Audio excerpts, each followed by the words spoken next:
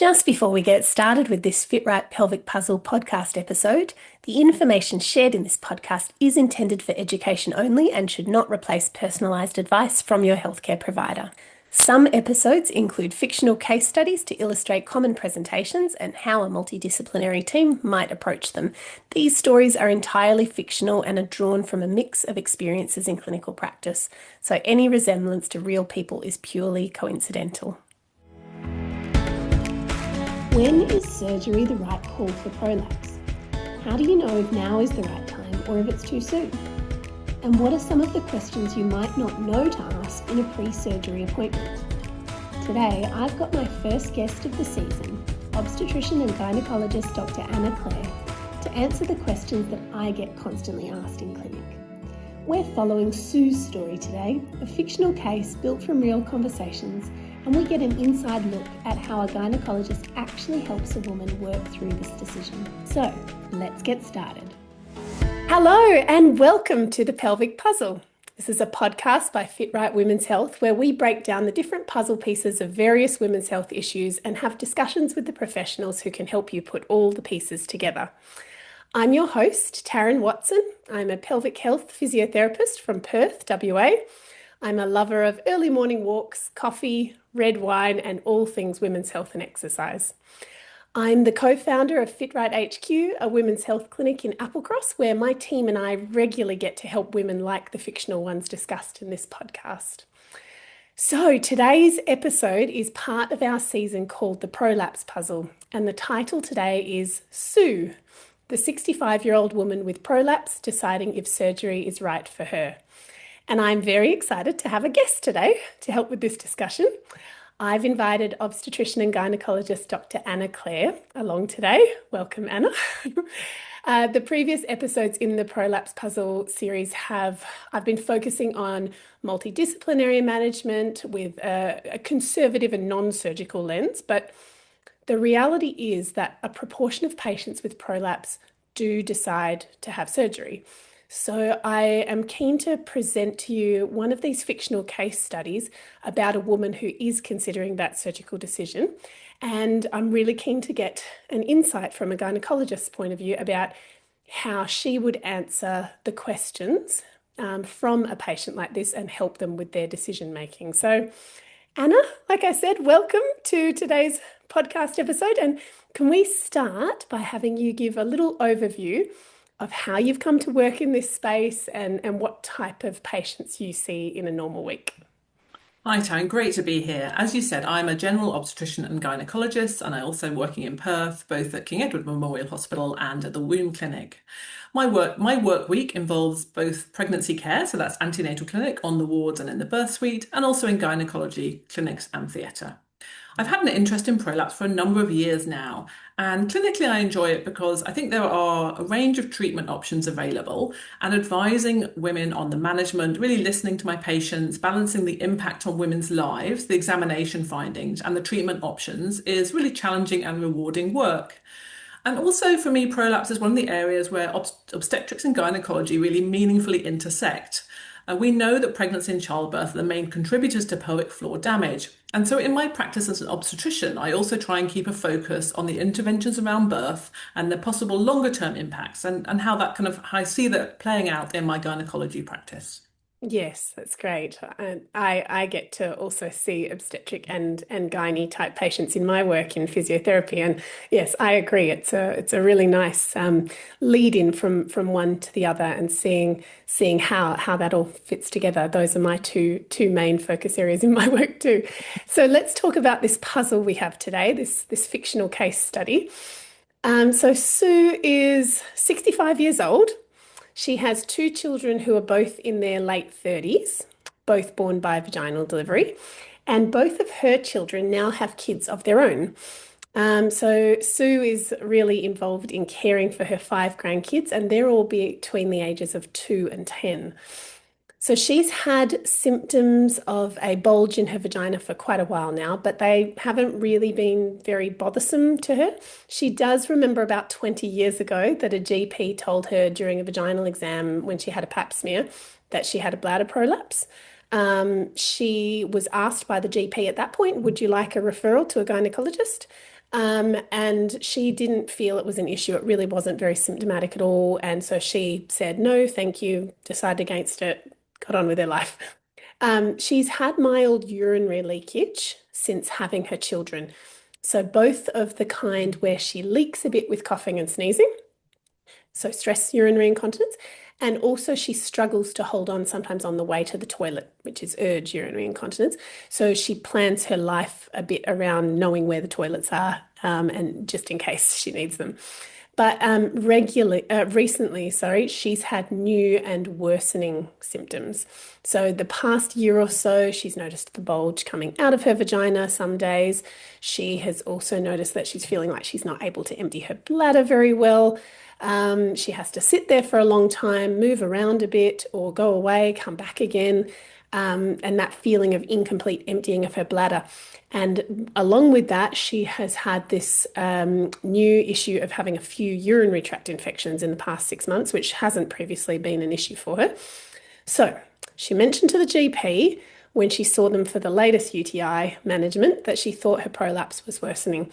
And the GP assessed her, but interestingly, and this is something, I put this in the fictional case study because this happens quite regularly, she was assessed in lying down, and the GP said it looked quite mild and referred her to pelvic health physio. But then when I assessed her, so this fictional case study ends up at my physio clinic. I found that in lying down on straining, it was stage 2, which is relatively mild, and that it looked like it was bladder prolapse with the anterior wall. And just a note that we've discussed in previous episodes about the staging and types of prolapse. So I'll link back to that in the show notes if anybody would like to learn more about what we're talking about with an anterior vaginal wall prolapse. But then I assessed her in standing and realized that even at rest, without straining, the front wall of her vagina was coming down about 1 centimeter outside the vaginal opening. And then when I asked her to cough and when I asked her to bear down and strain, it was ballooning down more and coming to about 2 centimeters outside the vagina. So no wonder she's becoming more symptomatic for that. Interestingly, when the prolapse was pushed back up and she did a pelvic floor contraction underneath it, her pelvic floor was quite good. It was intact, no injuries, but it was quite weak. I spoke to her at length about conservative management, pelvic floor exercises, getting globally strong, preventing straining on the toilet, lifting with good technique. But she has a stage 3 prolapse, and which is below the level of the pelvic floor. And so I did explain to her that conservative management like that is unlikely to eliminate her symptoms. So we spoke about pessary use, which we'll come back to in a sec. And she is considering this, but a patient like this, and why I've put this in the case study, often has lots of questions about surgery. So I spoke to her about surgery being a definite possibility for her now or in the future. And she had heaps of questions for me about the likelihood of success, what the surgical procedure would involve, what are the potential risks, what would recovery look like, is this linked to her bladder symptoms, and will her bladder symptoms be helped if she has surgery? What would caring for her grandkids look like afterwards? What's the chance of recurrence, etc., etc. So I highly recommended she had a consult with a gynaecologist who could more definitely answer these questions for her and help her decision make. And so alongside commencing some of the conservative management strategies that we spoke about, she got a referral from her GP and she booked in with Dr. Clare. So that's where we're at now. So I'm going to hand over to you, Anna. Sue is now coming to see you. How would you help Sue decision make, especially with her question about is she a good candidate for surgery and is now the right time? That's a great question, Taryn, and it's certainly quite a common clinical picture. One thing I'd like to pick out from your patient's story first is that she originally found out she had a prolapse about 20 years ago when she was examined by her GP, but that really wasn't causing her any trouble at that time, and she declined a referral to a gynecologist. I think that was a really sensible decision. I do get a fair few referrals for women who've had no symptoms but have a visible prolapse on examination, and I don't really think you need to see a gynecologist in that situation, but perhaps a review from a specialist women's health physio physio, such as yourself, would have been useful. Maybe a reinforcement of exercises at that time. It kind of might have been a missed opportunity. But going back to your questions, when you're making a decision about treatment options, it's important to bear in mind lots of factors. So I guess number one is the patient preferences and her symptoms. How much is her prolapse impacting on her daily life? Then thinking again about lifestyle factors, so her work and general level of physical activity, associated incontinence, her general medical fitness and other problems that they have, her age, whether she's completed her family or is planning more children, whether she's still sexually active, previous surgery history, the size of the prolapse on examination, and then going through the benefits and risks of each treatment and ensuring that she has realistic expectations about treatment options. In Sue's case, I think my main concern is how involved she is in the care of her grandchildren. And I think that's really great to keep her active, but at those ages, it's a pretty physical role. After prolapse surgery, the advice is to avoid heavy lifting, strenuous exercise, and prolonged straining for 3 months. And there's no point putting yourself through the risks, inconvenience, discomfort, and costs of an operation for it to fail because the suture popped. And I think that is a factor that would guide me towards suggesting a pessary initially for Sue. I do think Sue would benefit from some active management because of her new urinary tract infections and that sensation of incomplete bladder emptying that she's had over the last 6 months. And that does suggest that prolapse has worsened significantly. And then the other aspect to address would be optimizing her management. So some of the things you've discussed, also ensuring her weight is in the normal range, that she doesn't have a chronic cough or constipation, or if she does, that's investigated and treated. And I would also suggest adding in topical estrogens to improve the effectiveness of her pelvic floor exercises. And if she does go ahead with using a pessary, they reduce the risk of it rubbing and causing an ulcer by making the skin of the vagina a bit more robust. The goal isn't to avoid surgery at all costs, but it's about making the right choice for each woman at her stage of life. Surgery isn't a last resort, but neither is an easy option. Yes, and just a note for listeners, because Anna mentioned pessary use, and I did before as well.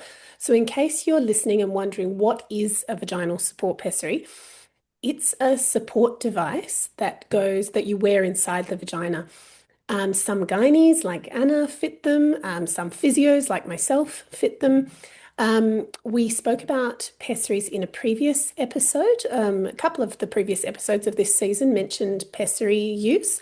And a bit more information about them, but also the next episode coming out after this one is a bonus episode in this series that's called Demystifying Pessaries with my colleague Jess Vanson. So I'll link to the other episodes in the show notes, and I'd love for you to have a listen to these if you're interested in understanding more about this non-surgical option for prolapse and incontinence management. So to one of Sue's next questions. Anna, how would you answer Sue's questions about whether or not her bladder symptoms might change with the surgery? Yeah, that is a tricky one. We know that bladder symptoms can get better, get worse, or stay the same after prolapse surgery. So directly post-operatively, there's almost always a change in bladder function due to bruising of the nerves of the bladder at the time of the operation. And we're really careful that women are able to effectively empty their bladder prior to discharge from the hospital. It's certainly not uncommon for women to not be able to empty their bladder fully post-operatively and to have to go home with a catheter with a leg bag for a week or two whilst things settle down. And that should always be included as a possibility in pre-op consent discussions. I think if they've tried a pessary preoperatively, then that can be seen as a sort of test drive for bladder function after surgery. So quite often with the prolapse, the bladder is hanging down, and that hanging down sort of increases the resistance to flow. When the bladder is put back into the anatomically correct position, there's less resistance to flow, and that can sometimes unmask previously hidden stress incontinence. So that's why a pessary can actually be really useful when you're considering surgical management. If women do have significant incontinence with a prolapse, then I think they should always have a formal urodynamic assessment to look for things such as stress incontinence before any planned surgery. And they may want to consider a joint procedure for continence and prolapse at the same time. I don't perform any continence surgery myself, so I would refer them on to one of my subspecialty urogynecology colleagues. Yes, that's such an interesting mix, I find, of women weighing up, especially if they put a pessary in and it does unmask stress incontinence that they didn't have before. Then it's that conversation about which is more bothersome for them, the prolapse symptoms versus the stress incontinence that might come up, or then is there another surgery that can be done? It's a lot more complex, I think, than people realize, and that decision making, it's really good to hear about how you would discuss all that with someone like Sue, because I think someone like Sue might be completely unaware of the fact that things could get better, but they also could get worse, and that fixing a prolapse isn't necessarily the same as fixing stress incontinence. Yes, absolutely. I think that's a really common misconception that treating a prolapse will improve bladder symptoms. And Yes. obviously, if you unmask overactive bladder, then you need to address that with sort of lifestyle measures or possibly medications before you move on to thinking about anything operative. Yes, that's the urge incontinence side of it. And that's what you said about the urodynamics. And I think that's really interesting for someone like Sue too, getting that information that, oh, you have an overactive bladder. Here's why we should treat that first, and why it's not just this surgery is not likely to necessarily help that. Let's look at that first. I think all those puzzle pieces are so important and interesting for patients to understand before they decision make. So back to another one of Sue's questions. How would you answer her question about about the likelihood of success and the likelihood of recurrence of prolapse in future years for Sue? So the likelihood of success is very high. Most women notice a real symptomatic improvement of their prolapse symptoms post-operatively, and the satisfaction rates with surgery are really good. Unfortunately, recurrence is a significant issue because you're taking tissues that have stretched and aged and bringing them back together. But aging is a process that continues, and the tissues can stretch again.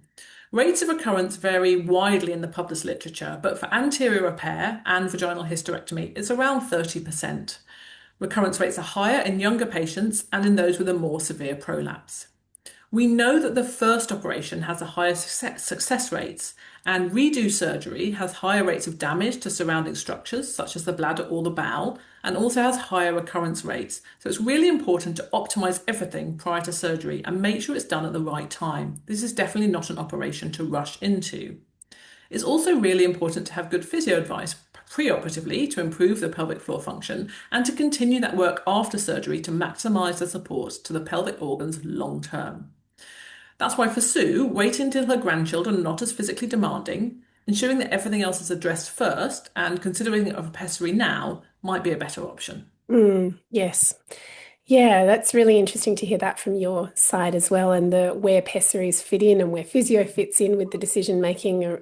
I think that there's some really interesting discussion going on, and probably we will talk about this in the demystifying pessary episode, but about what if patients had a pessary fit in the lead up to surgery?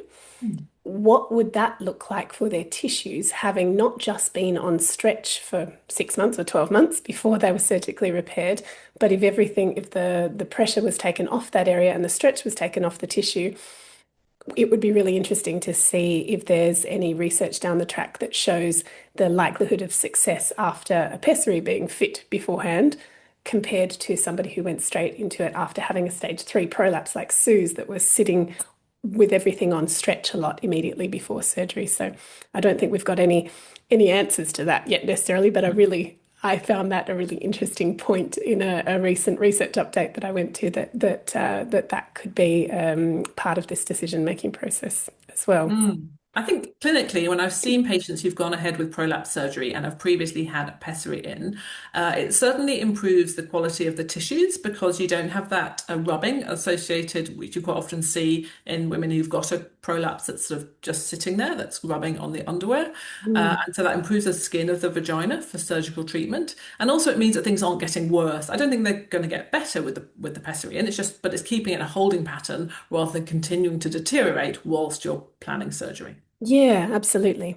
So Sue has an anterior vaginal wall prolapse, a bladder prolapse. I can't remember if I said whether we knew she had a significant uterine prolapse or not, but it does often go hand in hand with an anterior vaginal wall prolapse in someone Sue's age. Can you talk a bit about how you would decision make on whether hysterectomy is concurrently needed in a surgery like this? And how would you explain to someone like Sue when and how that decision would be made? So if someone is going ahead with really any surgical management, ideally you want to make a decision about exactly what that surgery involves beforehand. But with prolapse surgery, the examination findings under anaesthetic can be quite different, and the degree of prolapse in each compartment can be worse than anticipated. It's important to have a clear idea of a woman's priorities so you can make the best decision at the time and the patient is fully informed about possible options. So going back to Sue, if she did decide that surgery was the right choice for her, maybe in the future when her grandchildren are a bit older, it sounds like she'd benefit from anterior repair and, as you said, the possibility of a vaginal hysterectomy at the same time. And that's something I would sort of counsel about pre-operatively, and then she might just have to leave it to my trust on the day. I personally try to avoid doing an anterior and posterior repair at the same time in someone who's still sexually active because it increases the risk of vaginal shortening and they may not have good function afterwards. But usually with an anterior repair and hysterectomy, you still have preserved vaginal length afterwards. Yes, and that brings up a whole other kettle of fish, actually, hearing you say that about my experience and other pessary fitting clinicians' experience trying to fit a pessary after somebody's had surgery like this with a shortened vaginal length. Sometimes I find myself having conversations with someone like Sue about, we're talking about pessary fitting now as an option for now. Just keep in mind that the same type of pessary, it might be a little bit trickier to find the type of pessary that will fit for you after a surgery like this if there's recurrence, because the vaginal length can be different. The anatomy can be a bit harder to fit a pessary. So yeah, lots of conversations to be had there beforehand. As listeners will know, if they've listened to the earlier episodes in this season, there are different types of prolapse. You've just spoken about how there can be uterine prolapse requiring hysterectomy or other repair surgeries to do with the uterus being lifted up. There's anterior vaginal wall repairs with the bladder coming down behind it. There's posterior vaginal wall repairs with the bowel coming down behind it. So the type of prolapse depends on where the supporting tissues have been stretched or damaged and which organs have lost their support and descended down into the vagina. So for Sue, it's the front wall with the bladder dropping down. Can you explain how this conversation would change if it was the back wall, not the front wall? I know you just said you wouldn't necessarily do the two surgeries at once, but how would your conversation with her differ if she had come to see you with the similar prolapse, but it was the back wall? Would that differ significantly with your advice? Yes, well, I'm assuming that if she had a posterior wall prolapse or rectocele or enterocele, I would expect her to be talking to me more about bowel symptoms rather than bladder symptoms. And quite often women need to support the perineum when they're opening their bowels rather than sort of having issues with urinary leakage. For women who go ahead with surgery for posterior wall prolapse, I think the main thing, as well as avoiding lifting post-operatively, is absolutely crucial to avoid constipation and straining. So you really want to ensure good bowel habit pre-operatively to set you up for success. And then keeping that going through the sort of fasting, anaesthetic and painkillers associated with surgery does require regular laxatives. The recurrence rate is probably a bit better than with anterior repair at around about 20%. But the decision has to look at the whole patient and where they are at their time and their life course and how things are expected to change in the future. Yeah. Okay, so let's assume that Sue does decide to go ahead and have this surgery. What would her recovery look like? Is it like, would you explain to her that it's a significant surgery? Will she be in a lot of pain? How careful will she need to be afterwards with things like caring for her grandkids? How do you approach that in an appointment like this where you're explaining it to Sue?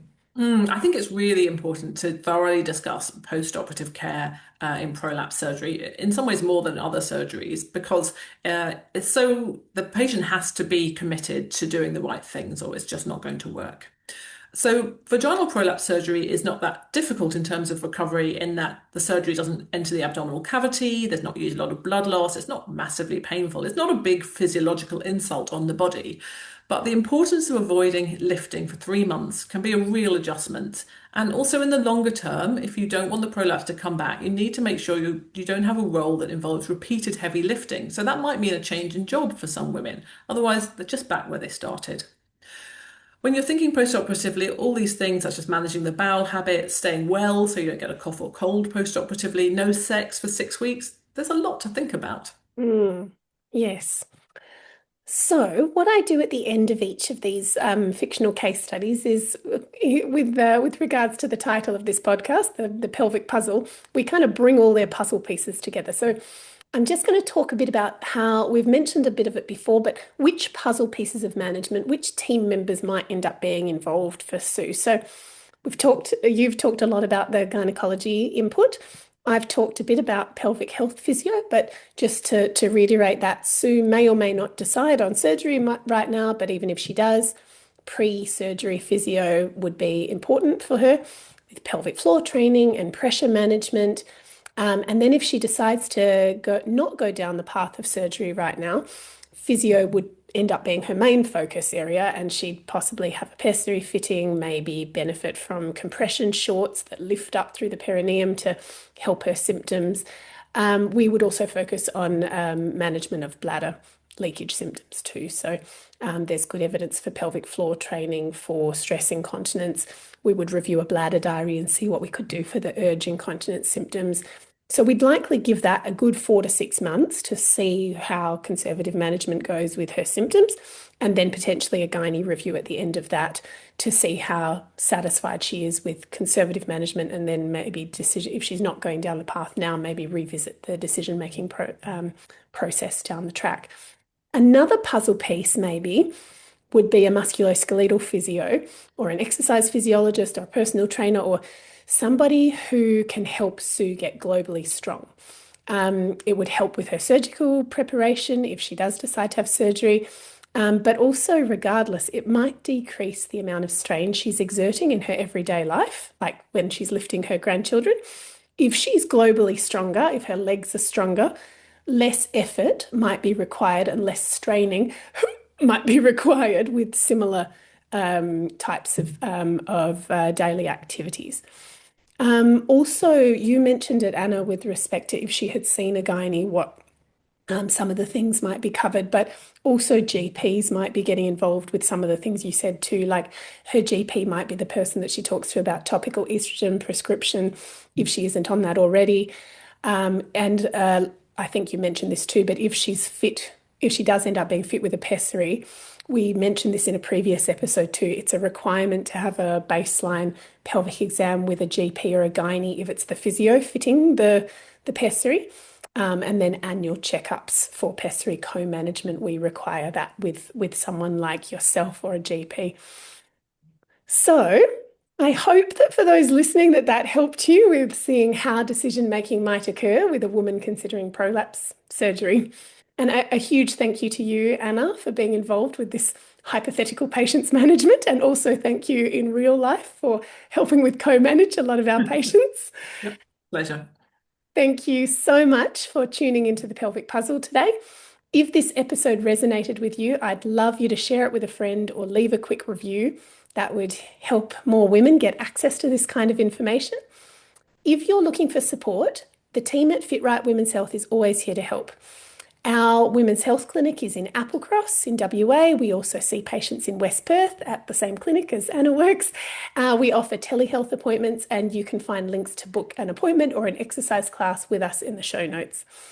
I'll also put a link in the show notes to the Womb Women's Health website where you can learn more about Dr. Anna Clare and how to book with her there. So thank you again, Anna.